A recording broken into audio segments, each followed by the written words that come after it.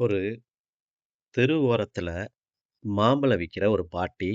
அவங்க கேன்சர் நோயால பாதிக்கப்பட்டவங்க.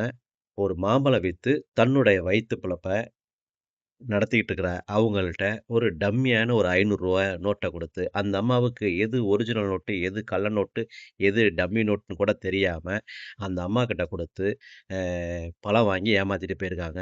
ஆனா, அந்த அம்மா அத ஒரு கவர்ல போட்டு பத்திரமா வச்சிருந்துச்சு. நெறைய இப்ப வந்து அந்த வீடியோ வந்து சோசியல் மீடியாவுல பயங்கரமான ஒரு வைரலா போய்க்கிட்டு இருக்குது. அ குடுக்குறதுக்கு முன்னாடியே ஏமாத்துறோங்கிற ஒரு குற்ற உணர்வு இல்லைங்களா? நீங்க இன்னைக்கு அவங்கள ஏமாத்திட்டு போயிருக்கலாம். உங்கள நாளைக்கு இறைவன் ஏமாத்துறதுக்கு எவ்வளோ நேரம் ஆகும்? யோசிச்சு பாருங்க. ஒரு ஒரு பழம் வித்தா அந்த அம்மாவுக்கு எவ்வளோ கிடைக்கும்னு நீங்க நெனச்சு பார்க்குறீங்க? அந்த ரூ. 500 குடுக்கும் பொழுது, உங்க மனசாட்சி உறுத்தல? உண்மையிலேயே அந்த அம்மாவோட நல்ல மனசுக்கு நெறைய பேர், நெறைய உதவிகள் செஞ்சுகிட்டு இருக்கிறாங்க. உண்மையிலேயே அந்த அம்மாவ ஏமாத்துனவன் இந்த வீடியோவ பார்த்தான் அப்படின்னாக்க, தினமும் நொந்து நொந்து வேகணும். அவ்வளோதாங்க. ஏன்னா, அடுத்தவங்கள ஏமாத்தி வாழாதீங்க. அந்த பாவம் உங்கள விடாது.